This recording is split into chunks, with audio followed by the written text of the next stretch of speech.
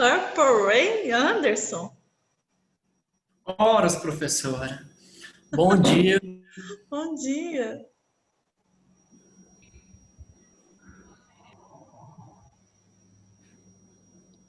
Bom dia, meu povo.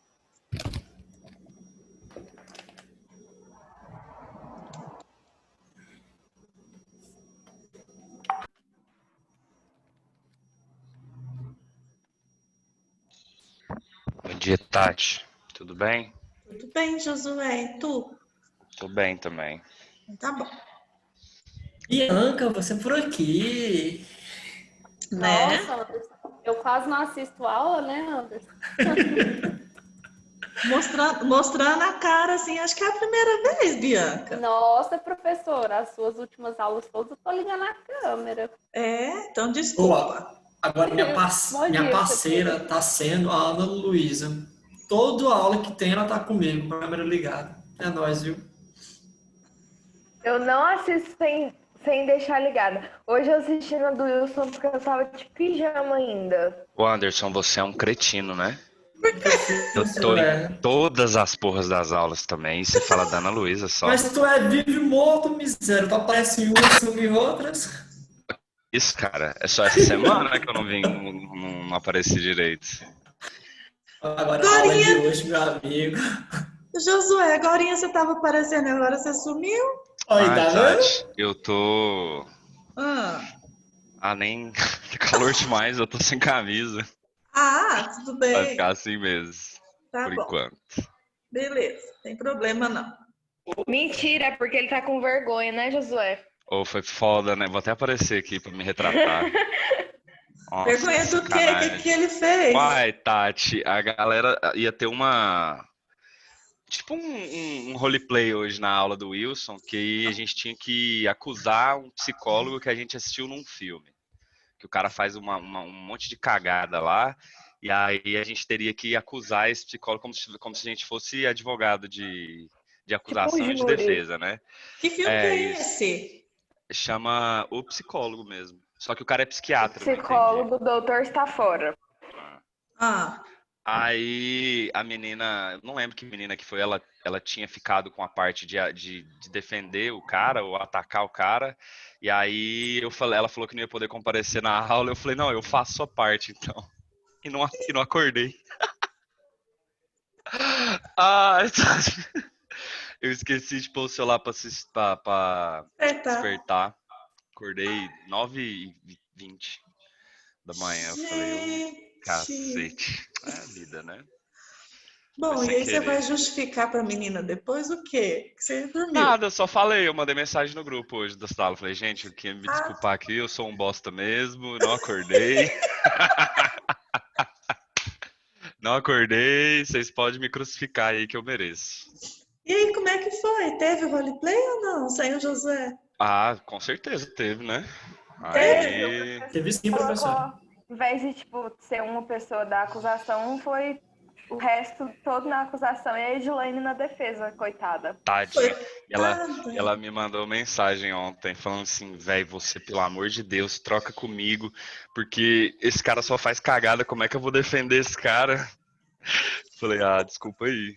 E acabei que não fui. Tá louco? Nossa, devia ter trocado com ela, coitada. É, seria mais fácil.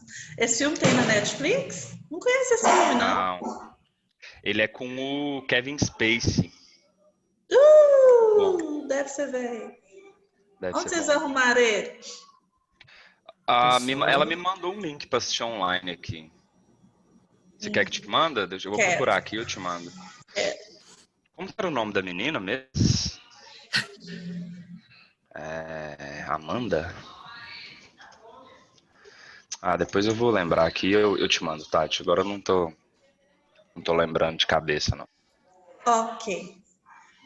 Deixa eu dar uma orientação aqui. Theo, fecha a porta que a sua live vai atrapalhar a minha. Você tá falando alto. Aqui é todo mundo nas lives. Pessoal, bom dia oficial. Vocês têm acompanhado o AVA? Ontem eu comuniquei com a Ana Luísa de que todas as nossas aulas agora já estão postadas, os vídeos, e todas as aulas têm já o questionário pós-aula. Então, quem gosta de acompanhar no dia a dia, já pode preencher lá que os nossos questionários estão em dia.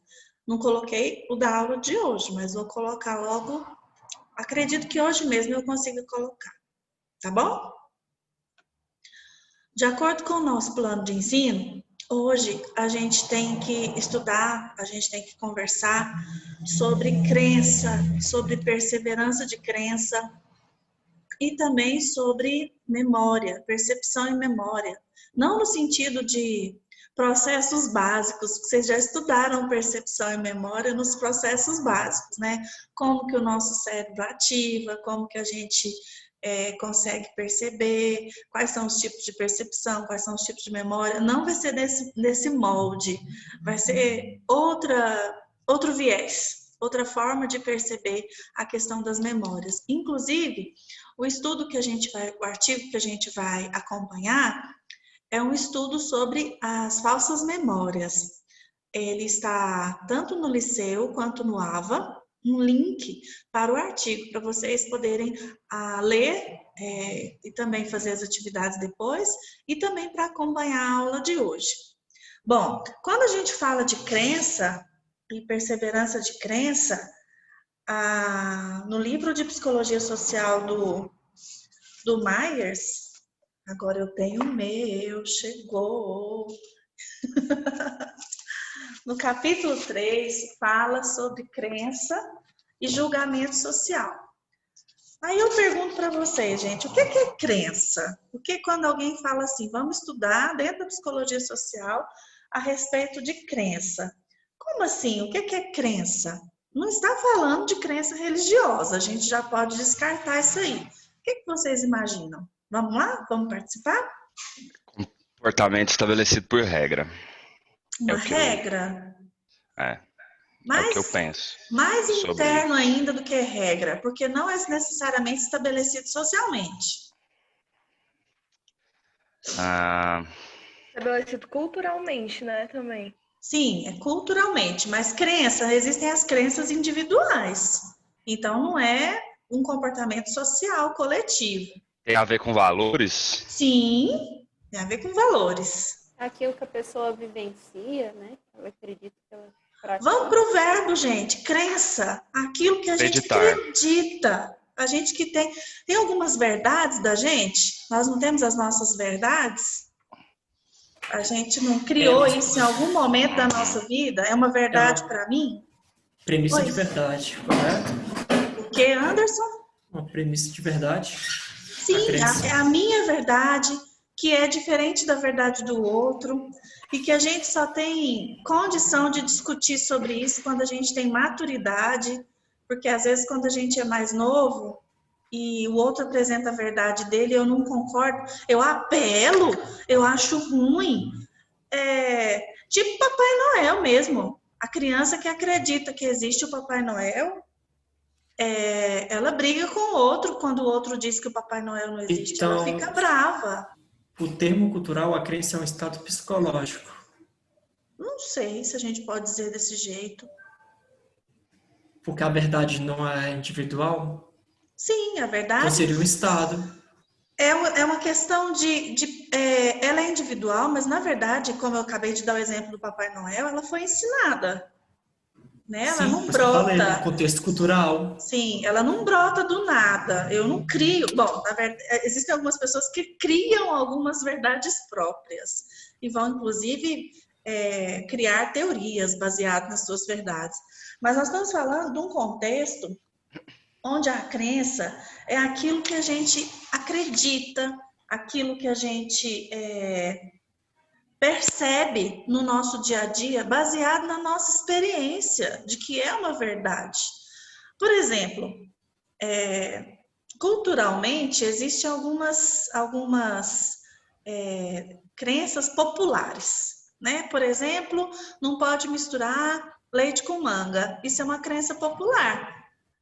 Depois que as pessoas têm acesso ao conhecimento, depois que você vai para a escola E lá na aula de história, a professora ensina você que quem inventou essa crença, essa lenda, foram os senhores de engenho para os escravos não tomar leite, porque eles comiam muita manga, a manga estava à vontade no pomar, mas aí eles não podiam tomar o leite, porque senão dava um desfalque para o fazendeiro. Então, ele criou esse mito. E aí isso foi passando de pessoa para pessoa, de família para família, geração para geração. Você vai para a escola e escuta essa história, mas vai convencer a sua avó, a sua bisavó disso. De jeito nenhum, meu filho, já sei, filho do fulano de tal morreu porque comeu manga e tomou leite. Tenho muitas histórias para contar de que ela conhece que essa história é uma verdade. Então, sabe o que acontece? O que é morrer alguém e a pessoa associar que ela morreu porque ela comeu manga e tomou leite? Isso contribui para que a crença dela seja mais firme. Isso se chama perseverança de crença. Quando algo que a gente acredita é comprovado, não cientificamente, mas é comprovado experiencialmente. Oi, Anderson. Nada, não, estava aqui viajando. Então tá bom. Gente, imagina, por exemplo, uma avó que o neném tá chorando e tá com cólica e essa avó decide imaginar que quem tá causando a cólica no neném é a mamadeira. E aí nós não vamos entrar no mérito dessa discussão, não. Anderson, você pode desligar seu microfone, por favor? Tem gente conversando aí. Obrigada. Pensa, gente, comigo. É muito óbvio que o leite que os bebês tomam, ele é mais adequado para os bezerros, né? Se a gente for imaginar de verdade, se a gente for parar para pensar, olha o tanto que nós somos invasivos. A gente pega um gatinho para criar e a gente pega o leite da vaca e dá para o gatinho beber. Poxa, isso não é legal, né? Porque ele tinha que beber leite de quem? Leite de gato, da gatinha mãe dele. Eu pego o meu cachorrinho filhote e dou o leite da vaca para ele beber. Eu estou dando leite de vaca para todos os animais. Isso é uma agressão na natureza. Se a gente for pensar de fato, isso é uma agressão. Mas espera lá. A gente faz a mesma coisa com a gente, com o ser humano. A gente pega o leite da vaca e dá para o neném tomar. Tem alguma coisa de errado com a gente? Pior que tem, professora. Todos os animais mamíferos, eles chegam a uma parte que para. Nós não. Né? A gente ainda fica viciado no tal do leite. Viciado. Aí, se essa vozinha, voltando para o exemplo que está no livro, se a avó resolve pensar que o que dá cólica no neném é o leite da vaca. E aí, imagina se ele dá uma febre alta. Ela vai acreditar mais ainda que ele está adoecendo por causa do leite da vaca, que é ele que faz mal. Então, quanto mais acontecimentos, quanto mais fatos existirem para comprovar a nossa crença, mais a nossa perseverança de crença aumenta. Então, o que é importante a gente entender de conceito básico é de crença e perseverança de crença. E no livro também tem um conceito muito interessante sobre o priming. Quando eu estudei há muito tempo, e agora de novo quando eu li o priming, quando eu estudei na faculdade não existia a saga Crepúsculo. Mas aí agora, lendo de novo sobre o priming, eu lembrei do filme da saga Crepúsculo. Vocês lembram o que é priming no filme? Ninguém assistiu o filme? Eu Que nunca filme? assisti esse filme. O Crepúsculo? Olha, Tati, aí é fora da minha área de conhecimento aí, viu? Sinceramente, nunca vi. Será que eu estou confundindo a palavra em inglês? Se tiver alguém aqui muito crepuscular, muito fã, vai rir de mim que eu estou confundindo a palavra. É um fato que acontece. Lucas, você ia falar, fala. Eu acho que você tá confundindo com imprint, né não? Olha aí, quem sabe. Qual que é a palavra? Imprint. Preach. Todo mundo boiou do mesmo jeito. Explica, Lucas, o que Quem acontece? assistiu é quando. Não sei se vocês lembram quando a filha da Bella nasce, que ela acontece o imprint lá Do lobo. do lobo lá, esse nome dele, com a menininha. Aí, no caso, ele sabe que ela será a mulher dele, entendeu? É essa noção dele lá.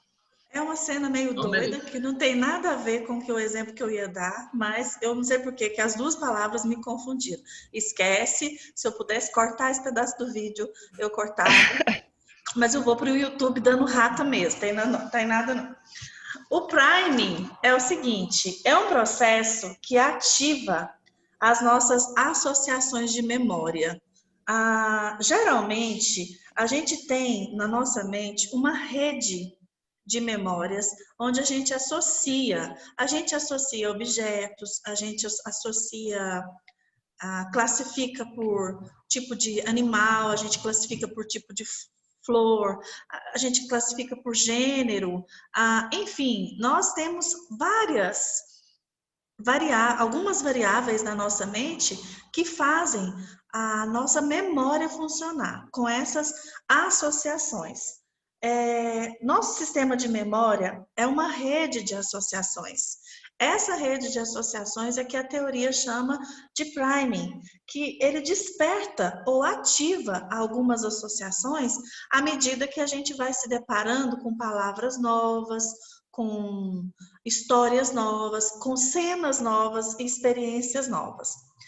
A gente pode perceber algumas experiências de priming, por exemplo, na nossa vida cotidiana, por exemplo, quando você vai assistir um filme sozinho em casa. Em determinada cena do filme, você não tem consciência disso, é inconsciente, determinada cena do filme ativa alguma emoção sua. E por algum motivo você chora, por algum motivo você fica estarrecido, qualquer tipo de emoção.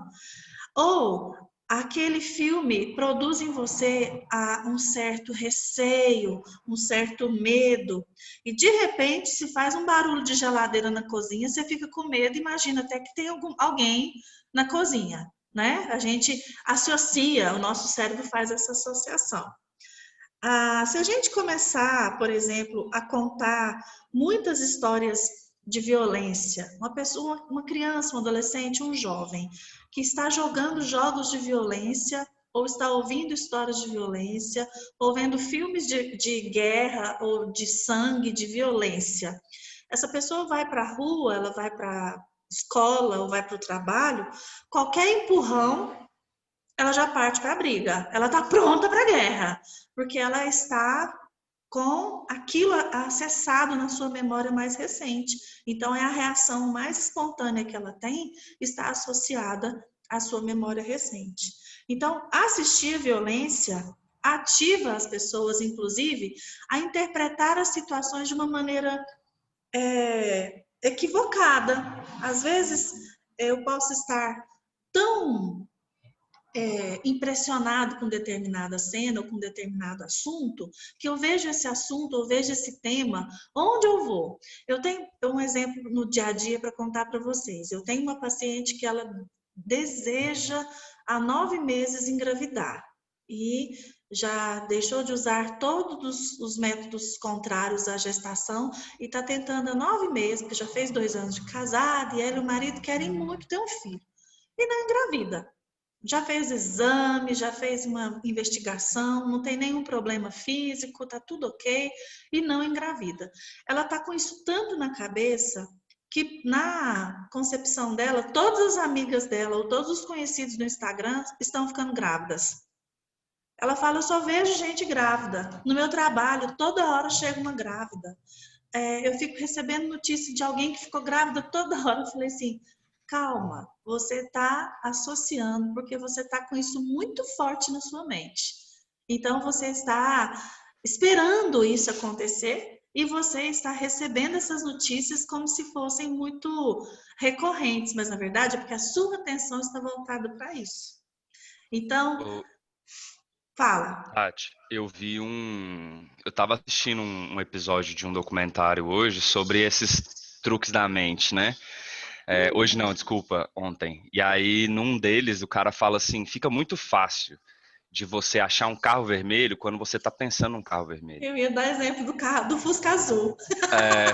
Se você como botar na sua cabeça que você quer achar as coisas ou observar daquele determinado visão, você vai ver as coisas daquele jeito. É Não tem incrível como. quando a gente fala assim, quero comprar um carro e eu quero uma Duster. Uhum. E eu quero uma Você só Duster vê daquele Duster na rua. verde musgo. Eu só vou Só ver vê. esse carro na rua toda hora. É. Nossa, tá vendo? É um sinal de Deus que é para eu comprar mesmo.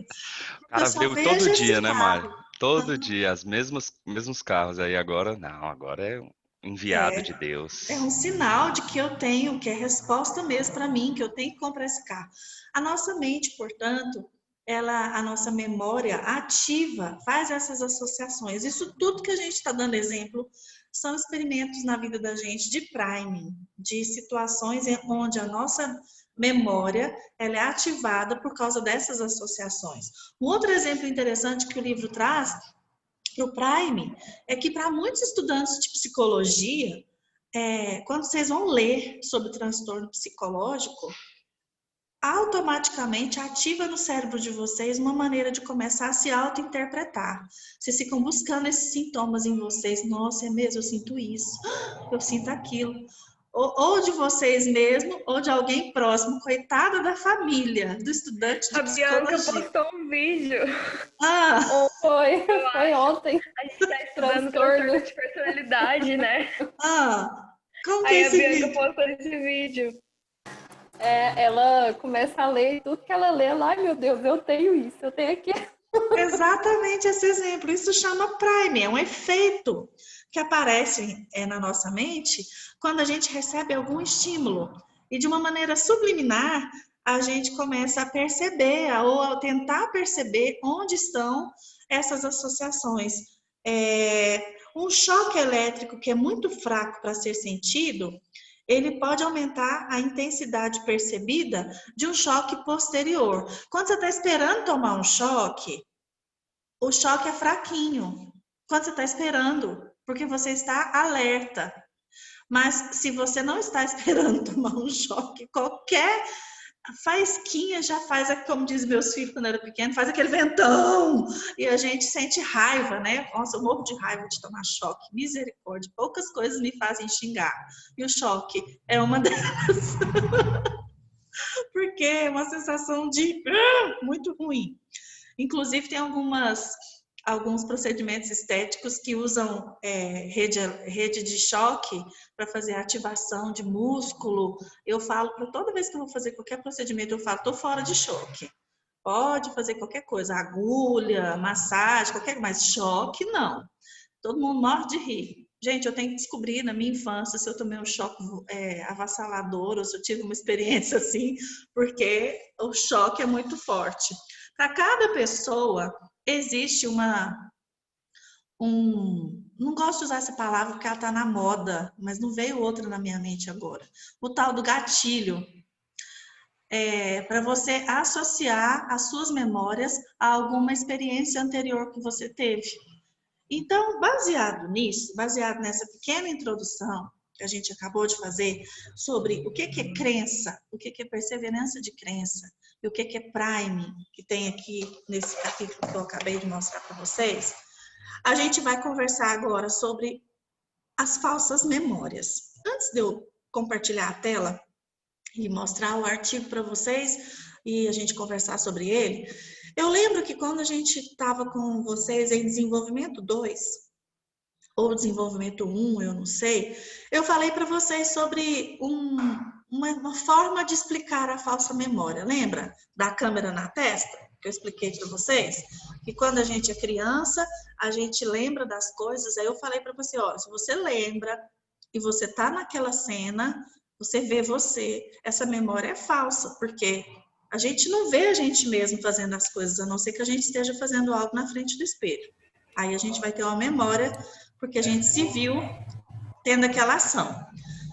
Aí eu falei para vocês que quando a gente se vê, na cena da lembrança da infância, isso seria uma falsa memória. Isso que eu expliquei para vocês não é mentira, não, e não está errado, não. Mas é um conceito diferente do conceito que a gente verá hoje. Porque as nossas memórias, elas são construídas de maneira muito mais complexa do que essa simples explicação que eu dei. Se você vê ou se não vê você mesma, é memória verdadeira, é memória falsa. Aquilo é uma noção básica, aquilo é uma primeira aula, um primeiro conceito de memória da infância. Agora nós vamos para o estudo de fato sobre memórias falsas, ok? Que bom que eu tenho a oportunidade de estar aqui com vocês e me justificar, porque se vocês assistissem essa aula depois com outro professor, vocês iam falar assim, a Tati ensinou errado pra gente. Tati, quando você Oi. estava falando da parte das memórias lá, quando tem o lance do fenômeno do déjà vu, que você, né, tá vivendo um momento que você não viveu antes, mas ele parece muito que você já viveu aquilo, né? Uhum. E tem alguma coisa a ver com o que você falou da questão do Prime? Não, a explicação, não sei se tem a ver com o priming, acho que não. A explicação que eu conheço melhor para o déjà vu é um tilt. Porque quando você vai entrar no seu quarto, você sai da sala e vai entrar no seu quarto, o seu cérebro está acompanhando o seu andado, a sua caminhada. Aí é como se você tropeçasse e seu cérebro registra aquela caminhada 2 vezes. E aí você sente uma sensação de que eu já vi essa cena, mas foi um trupicão. É um tilt, então, a tela azul do cérebro. A única explicação que eu encontrei mais plausível para a questão do déjà vu foi numa revista científica, num artigo que eu li sobre isso. Eu tinha que ter guardado esse artigo, porque sempre que eu quero citar, eu não lembro o autor. Mas a única explicação interessante que eu escutei a respeito do déjà vu foi isso. É como Faz sentido demais. A gente realmente está vivendo 2 vezes, mas é porque teve um choquinho de neurônio ali. Um delayzinho nas sinapses. Exatamente, um delay nas sinapses. Que da hora. Obrigado. Imagina. Pessoal, aqui tem o artigo que eu coloquei para vocês, tanto no AVA quanto no Liceu. Eu sei que eu coloquei tarde para vocês lerem, foi que eu coloquei ontem, então eu não vou cobrar e perguntar quem leu, porque não dava tempo mesmo. Não, tempo dava, eu li ele de novo hoje antes da aula, mas eu não vou cobrar. Do que esse artigo fala? O estudo das falsas memórias. E é uma reflexão histórica, por quê? Porque vai falar desde quando começaram a fazer experimentos sobre memória e o que foram descobrindo ao longo do tempo. Desde 1900 tarará, até agora, o que alterou e o que se manteve a respeito do estudo das memórias e, consequentemente, das falsas memórias. Então, esse artigo é um resumo, uma revisão teórica que enquadra historicamente vários estudos sobre falsa memória, desde a última década do século XX até os primeiros registros do final do século XIX também. As pesquisas são realizadas tanto com adulto quanto com criança. Ao longo do texto a gente vai entender como que funcionam esses mecanismos chamados de memória e falsa memória. Como todo artigo, tem resumo em inglês também, e aqui embaixo, e também resumo em espanhol. E aqui embaixo começa o texto em si.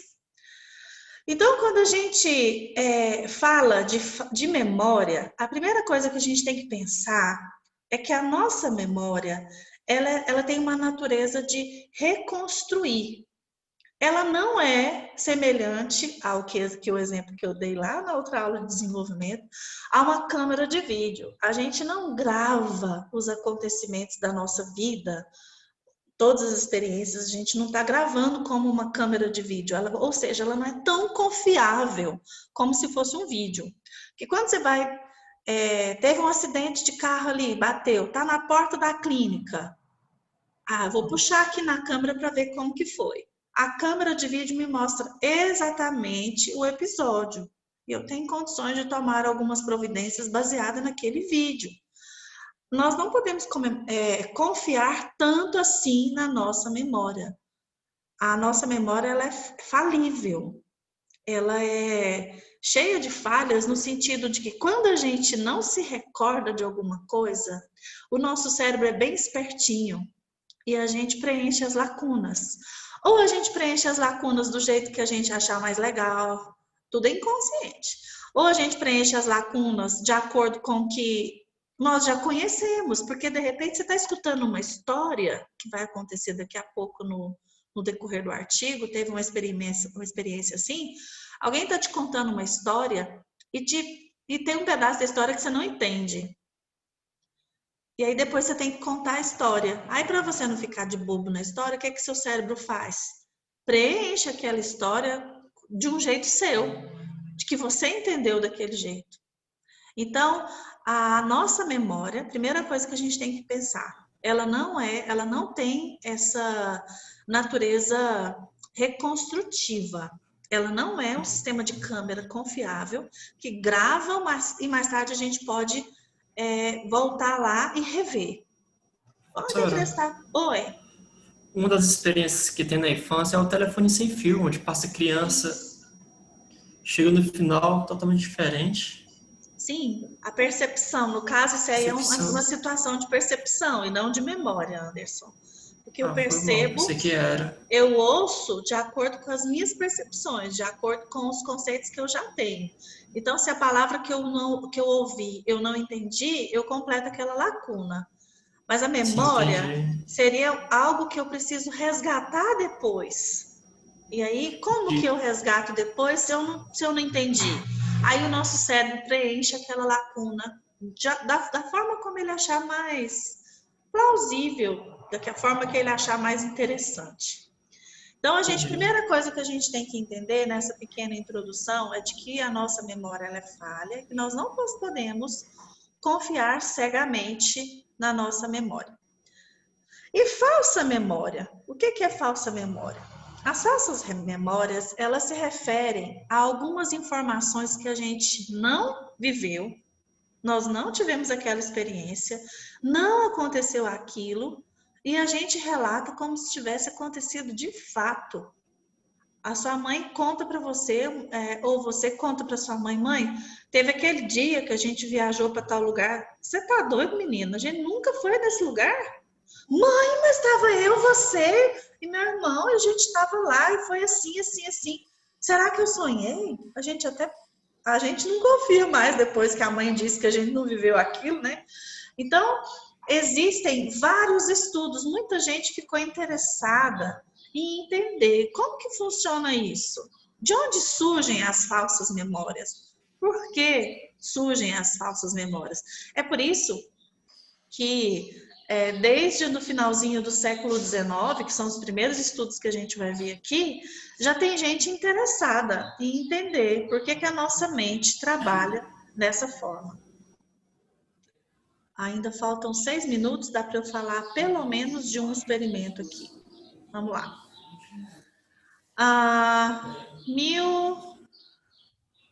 Cadê a data? Finalzinho do século XIX. Por enquanto não tem a data aqui pra gente. Daqui a pouco ela vai aparecer. Aconteceu uma pesquisa que dentro desse estudo foram encontrados os erros da memória. Geralmente os erros da memória são 2. Erro de omissão, ou seja, a gente esquece, então a nossa memória falha. Ou o erro de comissão, ou seja, é o que eu falei agora há pouco. Quando a gente distorce alguma situação, a gente acrescenta uma coisa para entender o que aconteceu e aí a gente explica do nosso jeito. Então, esses 2 erros, eles estão relacionados, mas aí, aqui está a data, 1885, muitos autores estavam fazendo um estudo sobre memória e aconteceu o seguinte experimento. Como é que aconteceu esse experimento?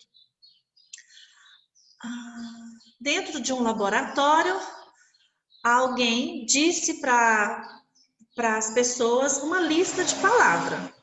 Deu uma lista de palavras. Dentro dessa lista de palavras, tinha algumas palavras como, por exemplo, rolo, dedal e faca. Depois de algum tempo, pedia-se para essas pessoas escreverem ou dizerem essas palavras. Gente, era só 10 palavras. Uma semana atrás, uma professora fala 10 palavras para os alunos. Palavras comuns. Dentro dessa lista tem essas 3, rolo, dedal e faca. Uma semana depois, pede para esses alunos falarem qual era a lista que eu falei para vocês semana passada. Óbvio que para fazer esse experimento, eu não digo que é um experimento que daqui uma semana eles vão ter que me dizer as palavras, porque senão a pessoa fica repetindo as palavras a semana inteira, e quando a gente repete, fica sempre na memória recente, e aí a gente não esquece com tanta facilidade, certo? Então, lá na frente, uma semana depois, vamos lá, fala pra gente. E aí, alguns alunos falaram fio, agulha e garfo. Essas 3 palavras não estavam na lista. Mas elas foram o quê? Associadas. Olha só, o garfo foi associado à faca, a agulha foi associada ao dedal e o fio foi associado ao rolo. Então, o resultado desse estudo mostrou que é uma excelente ilustração para a gente entender que as pessoas elas podem inserir dados da sua mente por associação. Não é por mentir, não. É porque realmente o nosso cérebro acaba fazendo essa substituição. Eu vou tentar lembrar da lista. Parece que tinha algum talher. Qual talher que era? Aí eu falo garfo. Talvez seja o talher que eu mais utilizo. E, na verdade, lá na lista tinha a faca. Então, esse foi um dos primeiros experimentos realizados antes de 1900, 1800 alguma coisa ainda, demonstrando a questão da nossa memória falsa. Em 1900, Binet, ele começou fazendo um teste diferente com crianças. O que ele fez? Ele apresentou um conjunto de objetos para a criança e depois, na hora de fazer as perguntas para elas, ele fazia sugestões. Ele falava, e a bola? Tinha bola? Aí a criança, ela é induzida. Tinha bola. E, na verdade, a criança não viu a bola. Mas quando se faz uma questão sugestiva, essa sugestão faz aparecer uma distorção na memória. A partir desses estudos, Binet, então, entendeu que a nossa memória, ela pode receber uma sugestão tanto externa, quanto ela pode ser autossugestiva. A autossugestão, a gente vê no exemplo da lista. Eu não lembrei da faca, mas eu lembrei do garfo. Olha só, é uma autossugestão. Meu cérebro preencheu uma lacuna da minha memória. E no caso da sugestão externa, é quando alguém me apresenta uma xícara, um copo e uma caneta. Uma semana depois, eu falo, quais foram os objetos que eu apresentei para vocês? Aí vocês vão lembrar a xícara, porque geralmente o primeiro, ele é mais impactante, a gente vai lembrar. A xícara você lembra. Aí você fica, aí eu falei assim, lembra do celular? Ah, é mesmo, você mostrou um celular. Olha só o que eu fiz. Eu fiz uma sugestão e o seu cérebro acolheu a minha sugestão. Então, a nossa memória, ela é muito falha. Eu posso tanto receber uma autossugestão, quanto também eu posso receber uma sugestão externa e isso interferir no resgate da minha recordação. Tá acabando agora, faltam 10 segundos, a gente volta no mesmo link para continuar falando sobre esse artigo. Tá interessante?